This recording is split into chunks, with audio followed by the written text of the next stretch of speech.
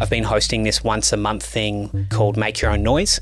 So any local producer engineers out there, Newcastle, Sydney area that are interested in coming and connecting with other producer engineers, I've been doing it once a month. It's a private thing. I don't announce it on our Instagram or anything, but if you're listening and you want to come and meet fellow freelance producer engineers, from established people like myself to people still just studying, message me on Sonora and I'll definitely invite you. I'd love to have you down. It was actually before the Grove, when I was freelancing, I was in Coogee and lived up here. So the travel was what was really getting to me. So biggest change has just been the work-life balance has been a lot better, which makes me want to work more, because there was a moment when I was traveling to Sydney a lot and I was definitely burning out a little, started to just creep in where I was like, shit, I've got to go to Sydney. Oh, I don't want to. Oh, but the band's good. I'm just tired and I don't want to get up that early to do another 4 hours of driving. And it just crept in. As soon as I recognised that was about when I started thinking about, all right, something's got to change because I don't want to fall out of love with the job. Why can't the Central Coast become the Nashville of the Australian music scene? It's like we've already got phenomenal studios up here with Grove and here and Damien Gerard's and Habitat, a new one in West Gosford that's really cool. We've got a great track record of awesome artists coming from here. Even look at The Voice alone and let alone other things. So it's like you got in America, it's like New York and LA, or Sydney and Melbourne. But why can't the Central Coast be Nashville? Why can't it be that destination place for venues, recording and artistry? Best thing to do is just pretend nothing's a problem, and then you just find a workaround as quick as possible and keep moving, and then you figure it out on a down day. Because if you stress them out, do you find that like they're absorbing? Yeah. If you're appearing stressed, that's right. The band. And then they think you don't know what you're doing. I always tell that to the assistants or the interns here or at other studios I've been at. I'm like, nothing's a problem. If something's not working, don't come in and go, oh, it's not working, blah, blah. Just put it to the side, grab something else and keep going. Like, nothing's a problem. Yeah. Very good. Well, I do have a problem. Can we turn the aircon on? Yeah. Is that okay? Yeah. Just a bit hot. It is warm in here. It's super quiet. Yeah, so I'm assuming you would have chosen that because it had a quiet mode. Yeah. I dare say, quite important for a studio with recording. And the recording room downstairs doesn't have an aircon because it's so insulated. It usually stays fine, and the aircon from the control room flows through. Yeah. But on really hot days, I need to make sure the room is cold in the morning, because if it heats up through the day, it's really hard to get it back down. Yeah. But we are looking at getting an aircon in there. Yeah. But the problem is with aircons, they're a hole in the wall. Yes. So it immediately invites sound in and out. So yeah, it's tricky. That is true. Well, I don't know how you want to. We normally like the organic starts where we just sort of have a chat beforehand and we'll cut something from that in and it naturally flows in. But for the purposes of time, because you got to go in just under an hour, we might just do it. This is organic. This is organic. This is organic. It's not very grass-fed. Technical. It's not engaging, I don't think, but it's organic. Pasture-fed, free-range, organic, no GMO podcasting here at Homebrewed. I might just start going down that route. You're obviously, Jack, welcome first. Thank you. Us, welcome to you, whichever way we want to work it. Thank you for having me back. In your studios, but you're on our podcast, so it's sort of... Yeah. It's a mutual welcome. It's a really nice, even dynamic, isn't it? It is. But ironically, we're in the guest chairs for this one. But I just want to start. You're in good shape. You take care of yourself, good diet. Thank you. Do you eat meat or like beef? Yeah. Are you like specific with what you choose? I do eat meat, but I am quite fine with I definitely always go organic or grass-fed, and it actually is because I read this book a couple of years ago called Food Fix. I forgot who it's by, but a big part of it, they talk about the environmental impact meat has on the earth, in particular meat consumption and how it's processed and used. So I usually try and always go organic and grass-fed for that reason for a start. And I actually have no problems with meat costing a lot, because if that stops people buying it and wasting it, I think that's a good thing. It's like when people complain about the price of meat going up, it's the one time I'm happy to pay a lot. It's like $10 for a chicken that was a living chicken and you can buy it for $10 and delivered to you cooked. That is crazy. But yes, do eat meat, but do try and eat quite healthy on that front. When you break it down like that, I'm like, it does feel like too cheap. It does. Especially cooked as well. That's another layer. I know. It's like someone's grown this chicken got it to the factory where things happen, and then it's been cooked, packaged, and it's there ready for you to pick out of a Coles Hot section for $10. Yeah. So, and the point was made ages ago to me, and I'm always like, yeah, that's pretty bang on, I guess, that we, like, a lot of people eat meat, like daily or with every single meal. And back in the day, our ancestors weren't getting meat every single day. They didn't have access to such bountiful prey, you know what I mean? So it was more a mixed diet. And it's like, if every person just cut a meal or two of meat out of their week, then the planet would be so much better off. You don't have to cut it entirely. Not everyone has to jump veg or vegan, but if you just trimmed it up a bit, everyone would be, the earth would be in a whole lot better shape, and we probably would be too. I think there was a stat, and it was like if just Australia cut their meat consumption to 3 days a week, it would be the same equivalent of taking every plane out of the sky. Wow. Something on that level, just by doing what you said, just reducing it a little bit. And then you've got the whole conversation about fasting or not. I don't know if you... Well, Eamonn's done the fasting or still... Have you been doing something? Yeah, I have. I've fallen off though, to be honest with you. The last month or two I haven't been, but I've noticed. No, I'm kidding. Yeah. I loved it. I used to center it around a routine, and that routine, which was us doing the radio, and that's changed. Yep. So now I don't have a routine to center it on. I need to reset. Yep. But I really found a lot of benefit. Like, I wasn't trying to lose weight, more in terms of just not having an extra meal or 2 or 3 a week. Yep. And then how I felt mentally, I felt like it cleared me up, particularly on the morning if I'd been fasting from like the night before all the way through. Yep. And I found it was really good for me. Yeah, I've heard things about how, obviously you got ketosis and how it sharpens your mind too, because prehistorically we'd be looking for prey because we're in this heightened state. And I don't know, if I have a big breakfast, I'll definitely feel sluggish, and you don't want to be sitting in a warm, comfy studio chair trying to fall asleep. So, yeah, that intermittent fasting where you try and hold off that first meal till later in the day, I found the same benefits as you in that regard too. Yeah. It's funny because then you hear, breakfast is the most important meal of the day. It kickstarts your metabolism and gets your whole, body functioning properly. So there's two different approaches to it, I guess. Yeah, if I was doing we sit so much in our job, but if I was doing a lot of physical work, I would definitely have a big hearty breakfast. But ours is more a mental sharpness, so I think, it actually works quite well in that regard. Yeah, of course. Yeah. Well, we're not here to talk about food and diet. No, that was an interesting start. It is. I like that. We're here to celebrate Sonora Studios. Do you know when we last spoke to you? Officially for the podcast? The actual date? Oh, I'll go month. Okay, I reckon we launched in July. I reckon did we chat in June last year? May? Eamon, what's your guess? I'm trying to remember what I think I was wearing. That's how I'm going to base it climactically what season we'll be in. Was it almost bang on a year ago? Yeah, it was August. Oh, shivers. Last year. So, August last year. So you had opened the studio and it had been operating for obviously a couple of months, and then we came in, did the tour. Yep. Spoke to you about, what a producer and an engineer does. Yes. So if you want to hear the full breakdown of that, you're probably not going to hear that in this chat with Jack, but go back to our archives and give that a listen, because you do give a very good detailed rundown and breakdown of the different job roles. But yeah, it was August. August. So yeah, almost a year ago. That scarily feels like 2 to 3 months ago we were chatting downstairs. I know. It's crazy. Yeah. But that really chat was really good for us. That's informed how we've spoken to artists because we were genuinely like, what is the difference between an engineer and I didn't know. And mastering and whatever else, and you laid it out, and that's genuinely informed our interviewing from thereafter. So thank you for that. Oh, good information. But it's been great. I hope artists found that helpful as well, because it can be a bit daunting about what everyone's doing and where that money's going and who does what and what's their responsibility. So, I'm glad that helped. Yeah, so go back through the archives if you want the full breakdown. But mix and master is actually still one thing I still am not entirely sure of. Yep. Breakdown. Quickly, what's a mix and what's a master? Well, so a mix is when you record a song, you've got, hundreds of different layers of things going on, from all the drum mics to backing vocals, guitars, percussion. The mixing engineer's job is to grab and balance, for a start, all of those instruments so everything is at a level that feels appropriate to you. There's no right or wrong. Some people like loud drums. Some mixing engineers tend to favour vocals. But you balance them all out just with volume and levels.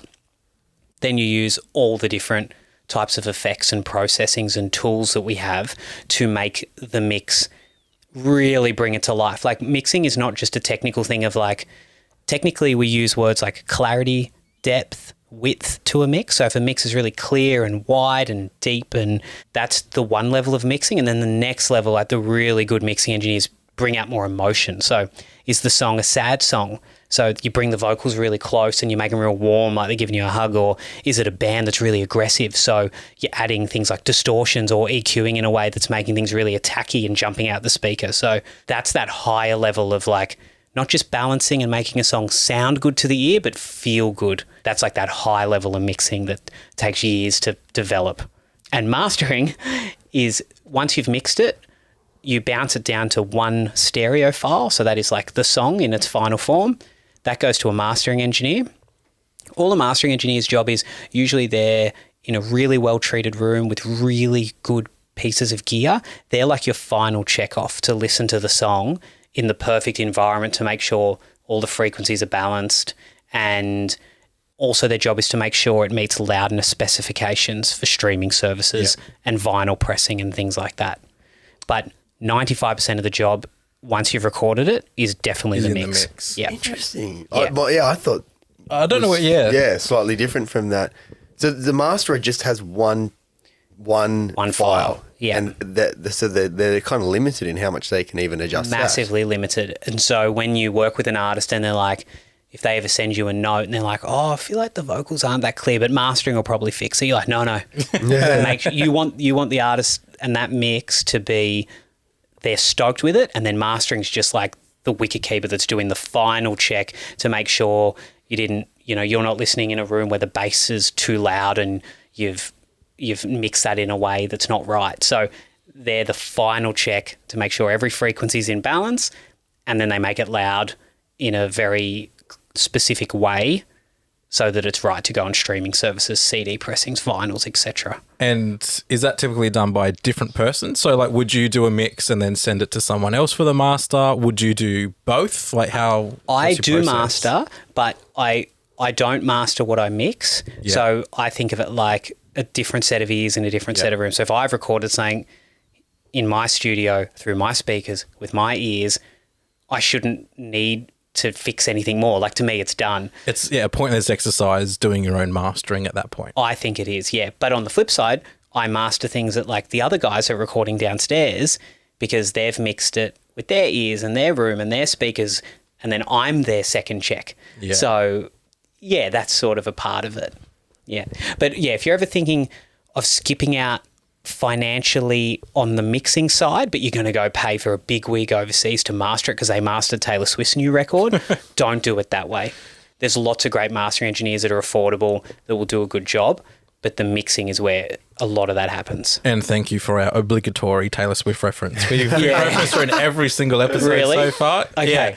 So that's our reference for this episode. Good. I didn't know that, so there we go. Not intentionally. We've just been like, wow, like, it comes up offhand as a reference, of course. Yep. And it's like, it just such is the influence of her at this moment in time that there's relevance with whatever we're talking about, it seems. Especially, how long ago would it have been? Like 4 months ago when she was out here doing all those shows? February she was over. Yeah.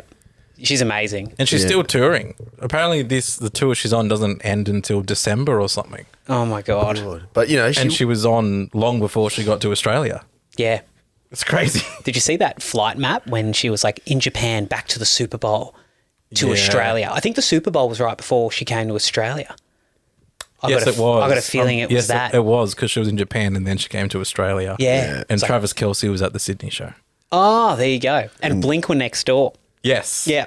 What a mix of crowds that was. I know. I think we need to stop eating meat in order to account for Taylor's flying around the world. It was in the back of my mind. I was like, in saying that the amount of money she's generating for everyone is pretty awesome, but it'd be a few greenhouse emissions. Definitely.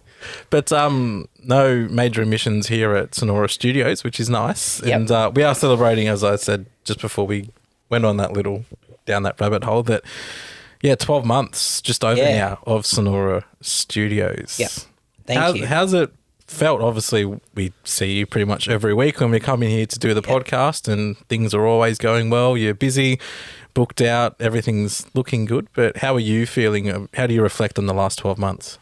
It's been awesome. Like when I started, I think first was so making sure technically the studio was right. So getting the final bits of gear, troubleshooting anything, making sure the room sounded good. So like putting soundproofing up and playing with the room. So that was sort of the starting point. Then it was about, just building some brand awareness and letting people know the studio's here and it's not just me that works here. So that was sort of the next step. Good order. You don't want to promote it and then everyone come and they go, actually, hang on, no, the soundproofing is terrible. Yeah, it's not ready. So, but that's been building really well. And luckily, because I've been doing this for a while, I already had my steady flow of work.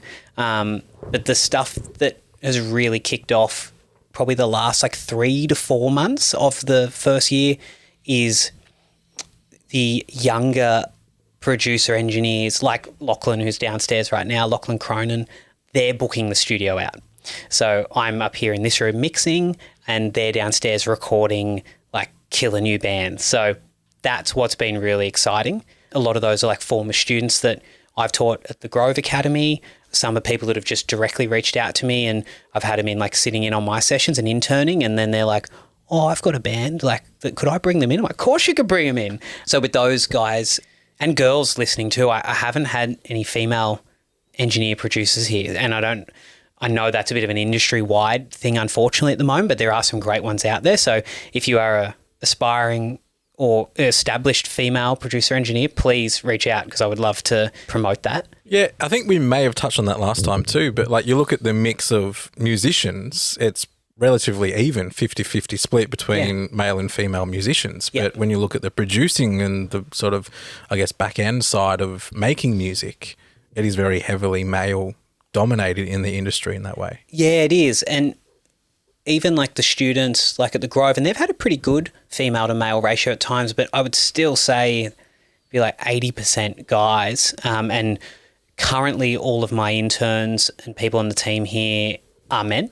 I'm conscious of that, if anyone did reach out, would love to support that and give them the encouragement. I don't know exactly why that is when they're well represented in the artistry side of things, the lead singer's a female down there today. Yeah, I don't know why that is that way though. So there's absolutely no parts of the job that a male or female would be better at. Probably, if anything, the job's very empathy based and detail oriented. I would definitely argue that women are usually better empathetically than men. So yeah, it's interesting. I mean, it doesn't strike you as an industry that would favour one way or the other, but that's the way it's fallen. But I know with Sonora, and I think we spoke about this last time too, your intention was not just to create a studio that you record out of or that you're there for. It was to create something a little bit more from that, particularly for the area. Yeah. And it sounds like, and I assume based on what you say, you feel like you're achieving that. You're bringing in not only bands, but also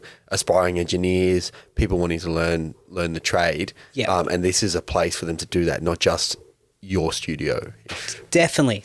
And that, I think, is something in the more recent months, for me, for my own selfish reasons, that's kind of the soul work I really like. I love my job. I love recording. I love mixing.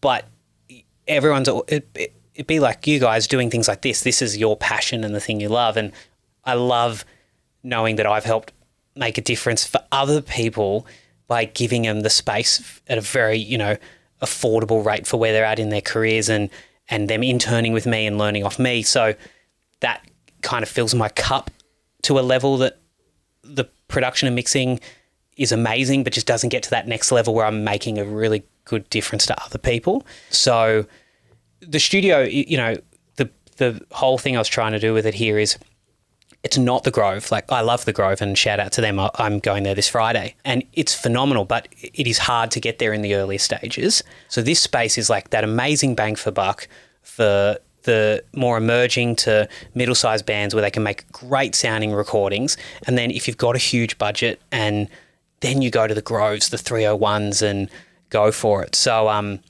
having those interns in, the assistants, the emerging producers downstairs, and then I've been hosting this once a month thing called Make Your Own Noise. So any local producer engineers out there, Newcastle, Sydney area that are interested in coming and connecting with other producer engineers, I've been doing it once a month. It's a private thing. I don't announce it on our Instagram or anything, but if you're listening and you want to come and meet fellow freelance producer engineers, from established people like myself to people still just studying, message me on Sonora, and I'll definitely invite you. I'd love to have you down. So I've been doing that as well, which has been really fun. Yeah, and that's all part of, I guess, not adopted from the Grove Studios, but I guess that mentality where the Grove obviously have their academy and they're training people up to become producers. Exactly. You're sort of wanting to do a, more community type of service in that aspect where you're open door policy with a message to Jack so he knows that you're coming. But it's a private open door policy, if you want to put it that way. Exactly. You can come along and learn the trade. Yeah, that's right. So that hang is all about, I was just having other local producer engineers hitting me up and like, oh, can I come just check out the studio and come, we have a coffee and a tea. And they're like, so good to chat to someone that does this. Like, I don't really know any other producer engineers. I'm like, I've had this chat once a week for the last month to a dozen different people. So I got about 15 to 16, I think I had at the first one, and just got everyone together and just talked gear, talked life, talked about running a business and all those things, and just a pizza beer hang type of vibe.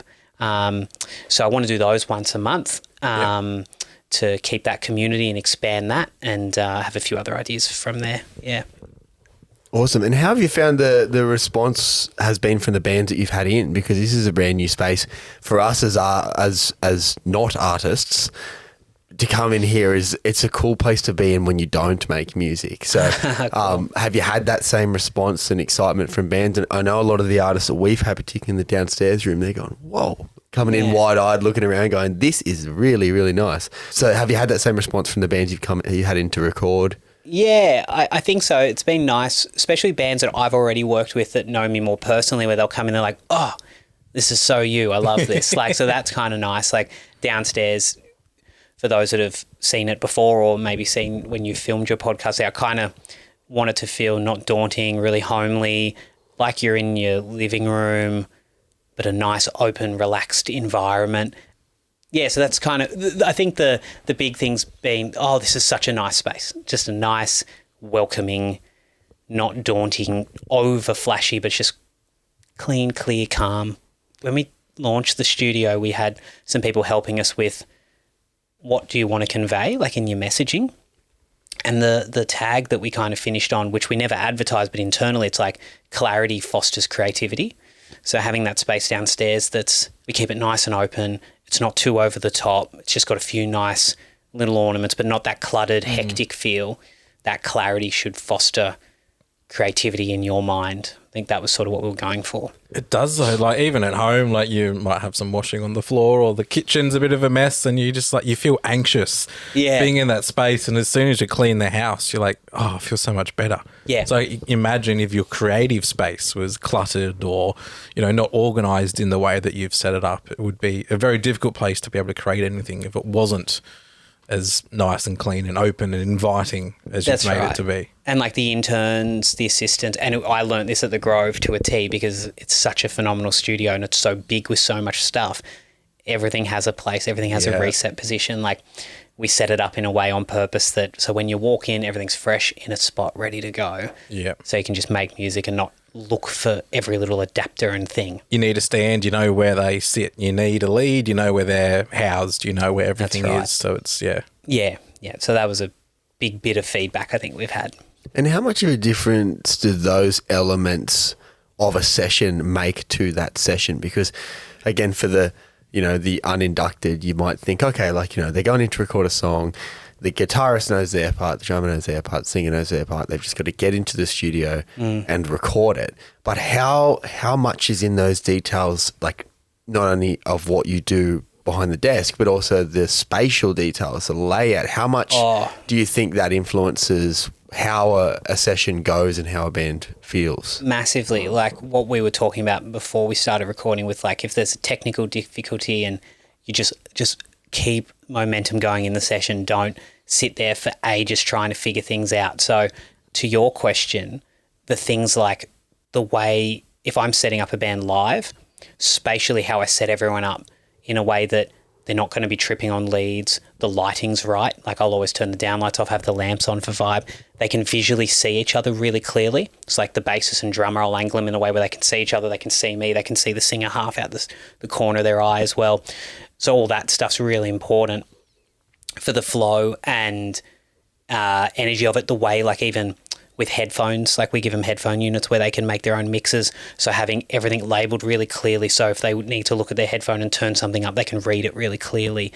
Just those little things, even like especially for vocals, before the vocalist walks up to sing, I listen to their headphone mix and I go in and give them a balance. So when they put their headphones on, it's already balanced, not they walk in and they're like, oh shit, the drums are loud, and it wigs them out and they're trying to get their balance and losing momentum and energy. So those little tweaks over time that you learn definitely help the vibe of the session, because if the vibe's good, the band will play good. If they play good, they'll record good. Sometimes you'll record someone and the song's just not coming together as well as it should. And a lot of the time it's that simple thing, like just the energy of the drummer or the singer as they were recording. And I guess it will come down to, if you're worried about the mix in your ears, if you've got headphones, you're the singer and oh gee, the drummer's too loud, or I can't really hear the bass guitar properly. Yeah. You're focusing on that as opposed to putting your best performance forward when you're trying to record your vocals and that sort of stuff. So those little things could be playing in the back of your mind. That's right. And if you are a singer or artist listening to this and you're entering the studio in the future, you are the boss of the session. Sometimes people get daunted thinking the producer's the one in charge. It's not. The artist is paying you. You're serving them. So if you're ever in the studio and you're listening to this and you don't know if you should speak up or say anything, or you want things done a certain way, definitely say it, especially vocals. I'll always ask, like, do you like to do full takes? Do you like to focus on a section at a time? How do you like to do it? Because, they're in charge. The producer's not in charge. And how about you personally? What have you noticed about yourself over the last 12 months of having a space of your own compared to where you were working out of beautiful The Grove previously, but this is now your space? Do you feel like you've grown or learnt a lot as a engineer and producer in that time? Yeah, I'm still at The Grove at times, but it was actually before The Grove when I was freelancing. I was in Coogee and lived up here. So the travel was what was really getting to me. So I had a small studio in Coogee. When you're freelancing, unless you're really up at the top level, you need access to like a fairly affordable space to be able to spend lots of studio time. And that is what I was struggling with being at bigger studios. So had an awesome little spot in Coogee, but the travel was getting to me. So the biggest change has just been like when I come to the studio in the morning, I can get up the same time I used to go to Coogee, but I've already like gone to the gym, had a shower, had a really nice breakfast, did some emails, and I rock in. And I've been awake for 3 hours. So the work-life balance has been a lot better. It's funny, I now own a business which has its pressures, yet just being on the coast and having an awesome routine in a space that is mine has actually freed up my time a lot more to have a better work-life balance, which makes me want to work more. Like, I enjoy work even more. So it's actually been a really good effect. No resentment. No, definitely not. Because there was a moment when I was traveling to Sydney a lot and I was definitely burning out a little, not because of the work, just adding the travel to an already pretty busy job started to just creep in where I was like, shit, I've got to go to Sydney. Oh, I don't want to. Oh, but the band's good. I'm just tired and I don't want to get up that early to do another 4 hours of driving. And it just crept in. As soon as I recognised that was about when I started thinking about, all right, something's got to change because I don't want to fall out of love with the job. Yeah. And as you say, it wasn't the job you weren't loving. It was just the commuting back and forth and, I guess, your work-life balance wasn't there. Was there ever a moment where you thought about moving to Sydney to eliminate that travel? Yeah, definitely. I had thought about it, and then I grew up here, though. All my friends and family are mostly here. Even just the cost of living and stuff too, if you add that was a small part. But really, I love the Central Coast. It's still an area that's growing. There's really good people up here in the industry too, right in between Newcastle and Sydney. So I was very keen on staying and establishing something up here. Yeah, and position-wise, it's kind of bang on because you're here in Tuggerah, you're just off the freeway. Very easy for a Newcastle artist to shoot down here. Yep. Similarly for Sydney, it's not like you're going through rabbit warren, unfamiliar places. You're just off the freeway, over the bridge near Bunnings, and then you're within range. Yeah, and plenty of street parking. Plenty of street parking. No issues with parking like Absolutely. Happens in Sydney. I was chatting to, do you know Greg Carey? Yes. Yeah, I was chatting to Greg the other day at this Central Coast Music do this monthly catch-up. They're doing one tomorrow as we're recording Pocket Bar. This. Yes. Yeah, so I'm with a band tomorrow. It's the first one I'm going to miss in a while, but We've been busy for every invite as well, and then this one was super last minute. So I've got some back of mind plans to put my head in. Oh, good. But we'll I will be at discuss. the we one. may have Homebrewed representation at this one. Oh, good. I was chatting to Greg at this thing, and he was talking about, it's like, why can't the Central Coast become the Nashville of the Australian music scene? It's like, we've already got phenomenal studios up here with Grove and here and Damien Gerard's and Habitat, a new one in West Gosford that's really cool. We've got a great track record of awesome artists coming from here. Even look at The Voice alone and let alone other things. So it's like you got in America, it's like New York and LA or Sydney and Melbourne. But why can't the Central Coast be Nashville? Why can't it be that destination place for venues, recording and artistry? And it totally can be. And there are the people around that can make that happen. And I think, things like Long Jetty Street Festival, Drifters Wharf, Mumbo's, Woodport puts on awesome shows, and then the studios we mentioned, and the talent's always been here. It's just now having businesses and opportunities to foster that more. There's no reason this can't be the Nashville of Australia. This is, we've had so many discussions asking similar questions, like why can't we just have like everything built up, in an idyllic world where, as you say, we've already got most of the elements here. It's just a matter of, I guess, getting the culture or something that sort of is super inviting, whether it's funding. There's probably a number of issues at play, but one of them that we've come up against is the actual geography of the Central Coast. It's narrow, but north to south, it takes quite a long time. Public transport isn't great on the Central Coast. So there's a few different things at play which limit people's ability to go to Terrigal or go up to Long Jetty or, wherever, the events are being held. Yeah, I guess that is a whole different... And that has nothing to do with the music or the way that we're promoting anything. That is just the way of the Central Coast more broadly. Yeah, it's kind of like if you go to New Orleans and you go to Bourbon Street, or you go to West Hollywood and you're on the main strip, you can just rock up to the strip and you're like, cool, which of the 8 venues do we want to walk to in the next 2 minutes? While here it's like Mumbo's, it's a big Drifters, Long Jetty Hotel.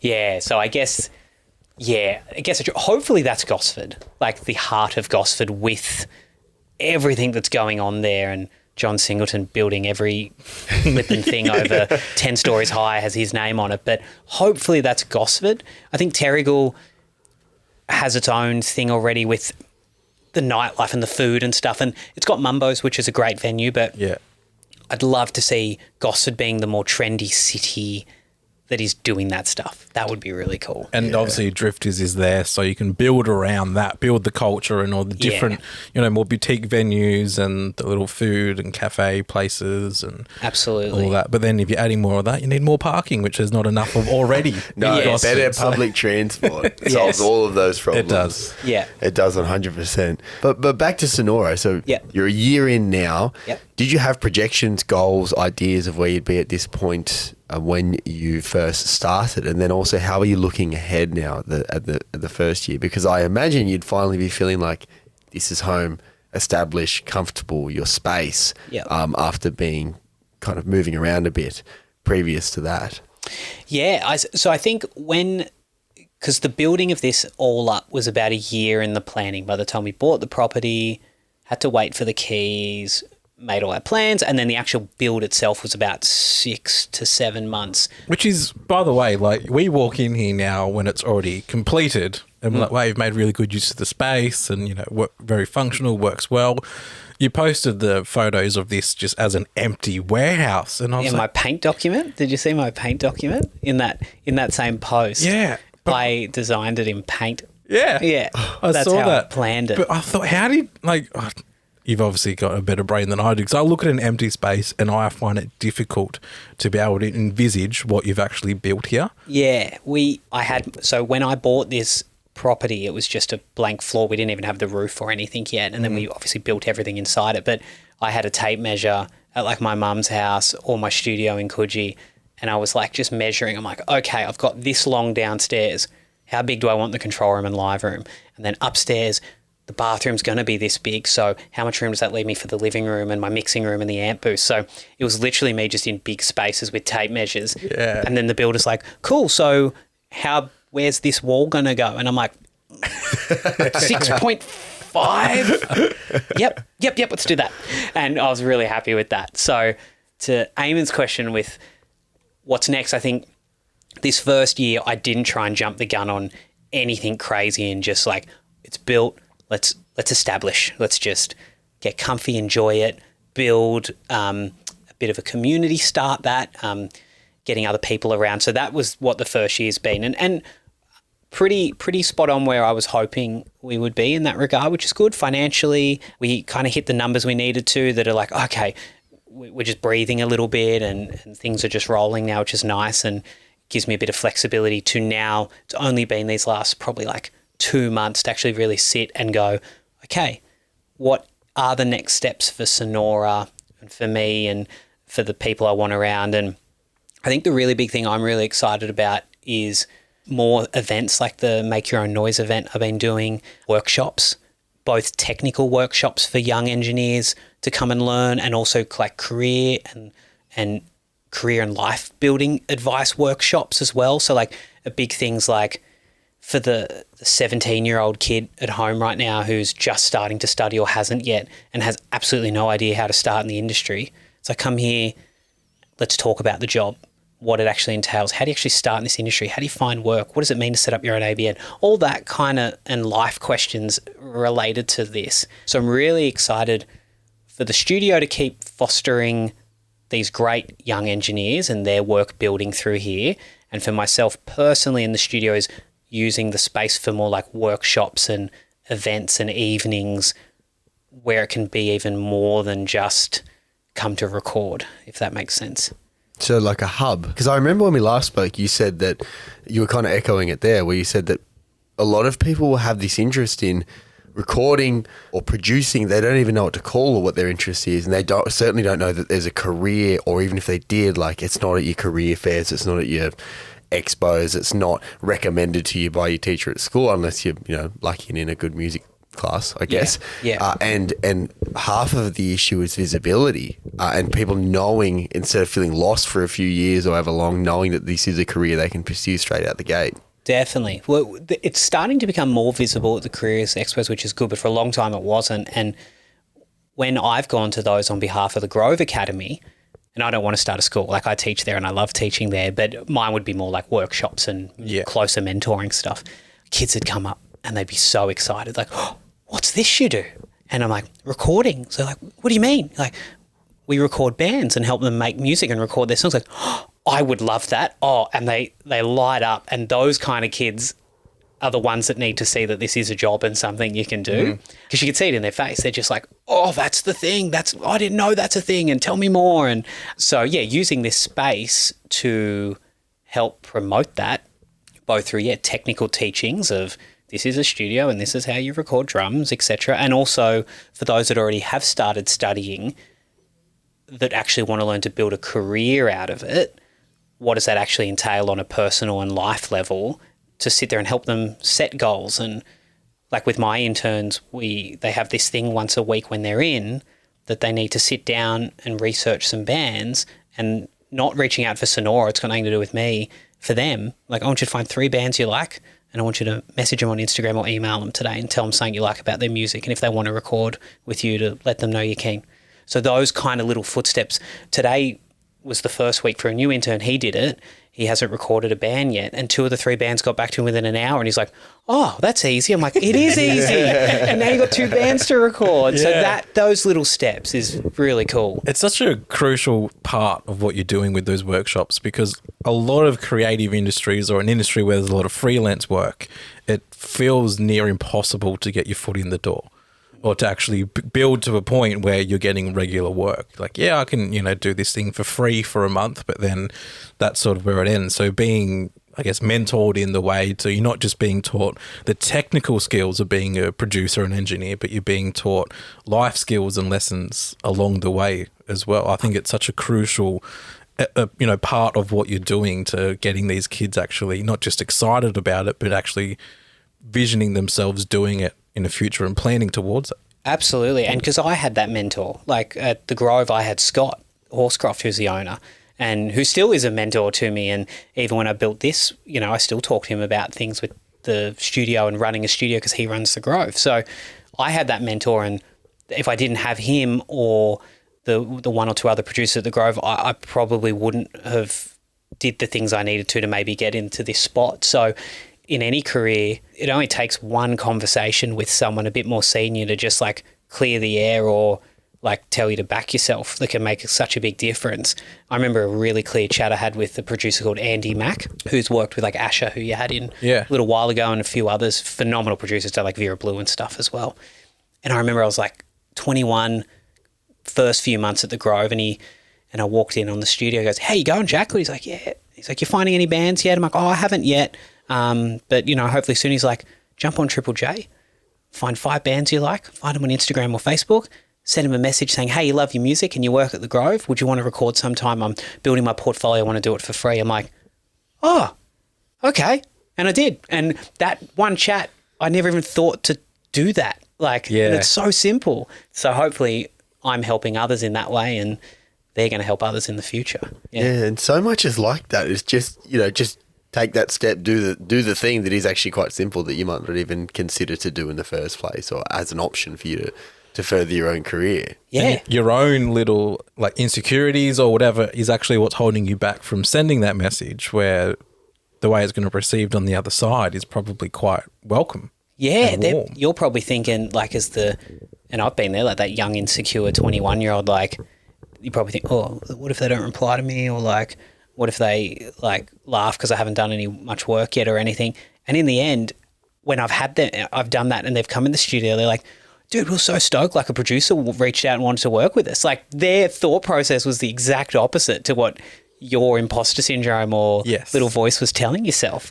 We had in the early radio days where you were just to get interviews, we were like, "Oh, let's just send an email to, a big national artist." And they're like, "Yeah, sure, we'll come on." We're like, "What?"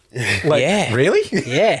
And then it just sort of like, "Oh, okay, there's actually quite easy to just approach someone and see if they're keen for a chat. And if they say no, it's fine. You're in the same position as you were before you asked the question." Yeah. And if anything, you may have built that relationship slightly for the next time. And you've put your name out there as well. And there are a few times for these younger guys and girls that are hitting up people, I said, you'll hit up 10. You'll probably never hear back from 6.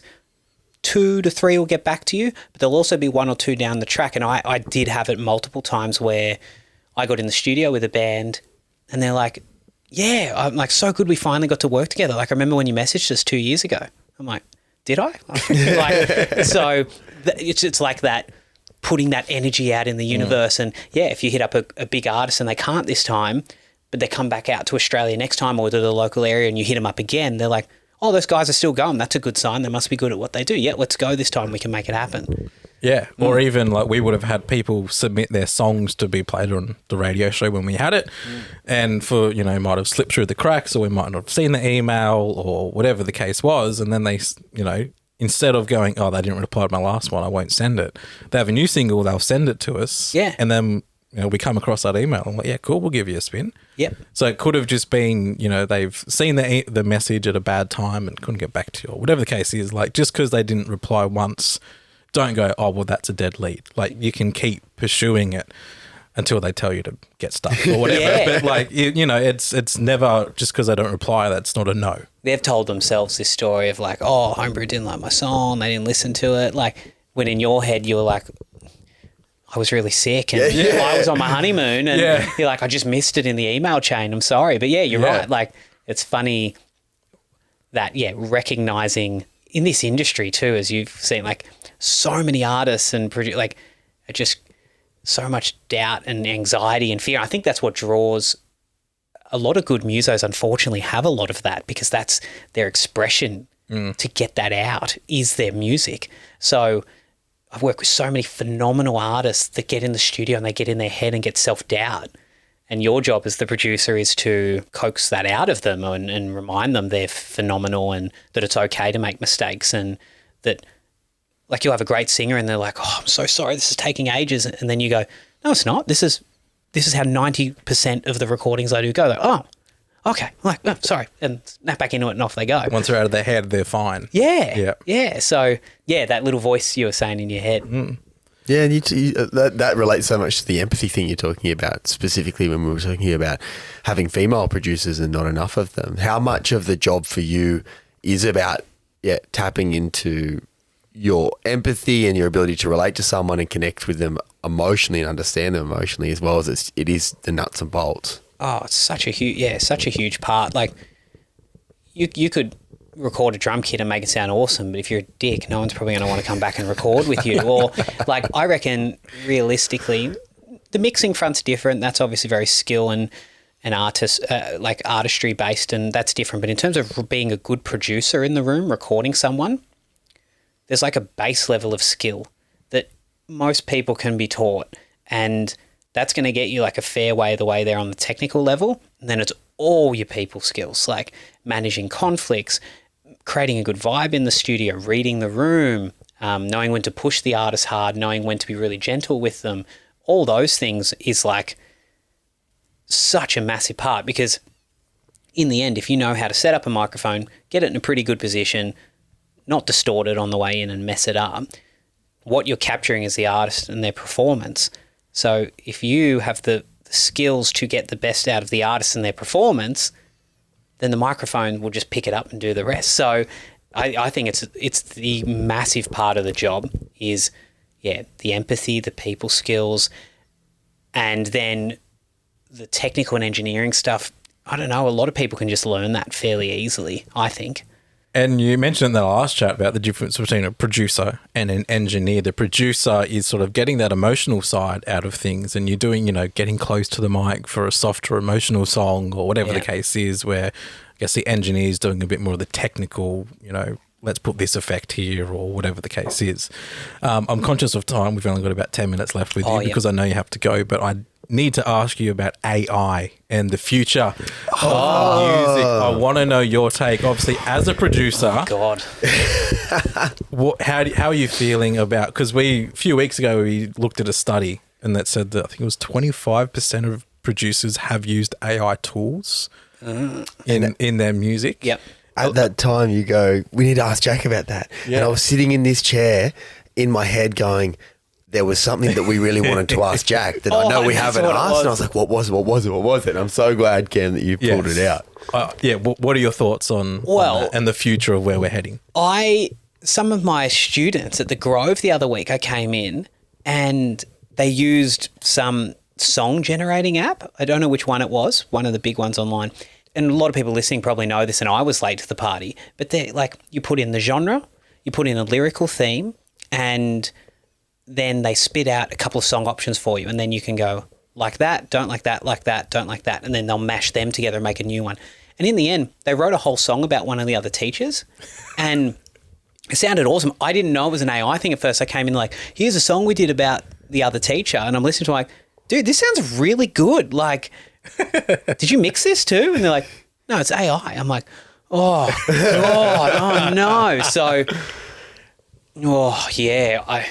I don't even know what I think about it. I think I don't know, as a songwriting tool, it's pretty cool to get you started. Like, we've sort of spoken about before, and we've sort of, I guess, not fluctuated a little bit, but I think my general consensus, and I think ours as well, is AI as a tool is really useful. Yeah. If it can save you time, if it can help you, like the example I use is I don't have a bass guitar at home, but if I wanted to add a bass to my song, I could go to AI and, get a bass riff or whatever the case is. Like, it can amplify whatever you like, your creativity in your head. You might not have the physical capabilities to do, but AI can help you reach that creativity. Yeah.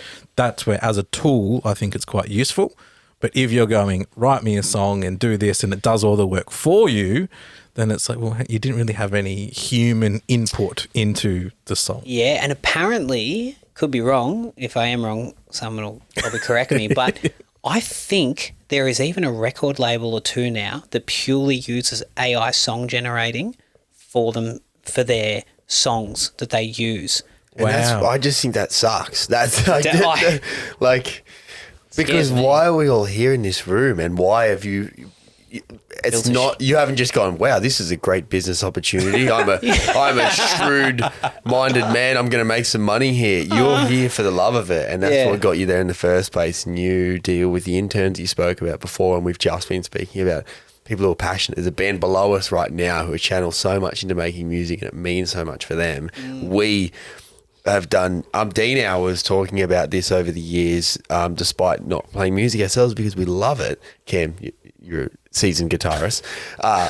But to take all of that away, like, what is the point? You know, like, to then have a label that just is generating songs and churning them out so people listen to it and then they just make their buck. It's just the antithesis of why we're all in this room right now. And maybe the only, I could be so off here, the only good that could come from AI is that it's going to make it so challenging to create new and exciting things. It's going to push people to new boundaries that are so far away from anything that AI has ever done. AI can only regenerate and workshop what's already been done. Yes. It can't create out of thin air. It uses multiple different ideas. It's got its own database where it's drawing everything from. So that's right. If as a human you're making something that doesn't exist in a database. Yes. And maybe that's a good thing. Maybe AI will push people to the limits and boundaries that, because they want to get out of this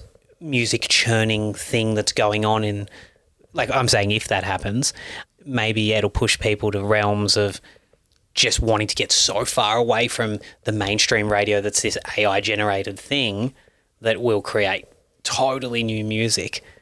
That could be a good thing. I like that take. Yeah, I like that take. That's the one positive I can see from it. On a technical level for what we do, like there's mastering softwares and stuff that's been around for a while and it never really took over. I think mixing, again, you could probably teach AI, and there would be a thing where you could teach AI to mix a song on that technical level I was talking about clarity, depth, width. It's like, yep, give me a really clear, wide, deep mix and it'll go brrr and do it. Yeah. But again, the feel, that human emotion thing and the weird creative decisions, that's still the human side, I hope, that stays with humans.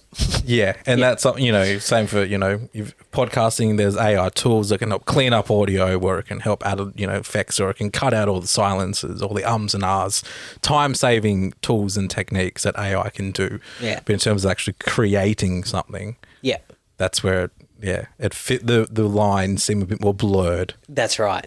Totally. Yeah, that's right.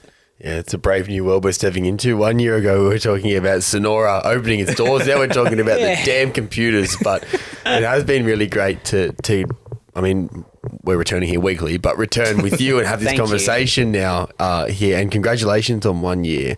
For those out there who might be listening, who might want to get involved with Sonora, either in a producing capacity, even just come in, check it out, or as artists, what's the best thing for them to do? So, like our socials, our Instagram is Sonora Studios AU, or our email address, info@sonorastudios.au. For anyone, obviously on, the recording front, we're a studio and we think we sound good here. So if you want to come record some stuff, that's great, but would absolutely love to hear from any aspiring producer engineers out there that might want to use this space. They might want to come sit in and learn under myself or one of the other people here. As I said before, especially if there's any women out there listening to, we haven't had that many reach out yet, and I know they're out there, so I would love to be able to foster an environment where they feel comfortable to be in the studio. Yeah, so please reach out to us if doing this as a career is something you're interested in as well. We'll make sure to put your Instagram handle and stuff in the show notes of this podcast, wherever you're keen, jump on that. But Jack, we're pretty much bang on time for you needing to leave. So thank you so much for hanging back after your busy workday to chat to us. No, thanks for having me. And we love having you guys here too. It's people like you that give up your time to help foster a community like this as well, which is, more people like you is what's going to make the Central Coast the next Nashville. And it's a great thing what you guys are doing too. So thank you for having me on and continuing to have the great guests you have on. Very much appreciated. Hopefully we'll check back in a year, see where everything is for everyone at that point. Let's do it. That sounds great. Wonderful. Thank you, Jack. Thanks, guys. I appreciate it. This episode of Homebrewed was produced by the one and only Cameron Smith, loud, live and local.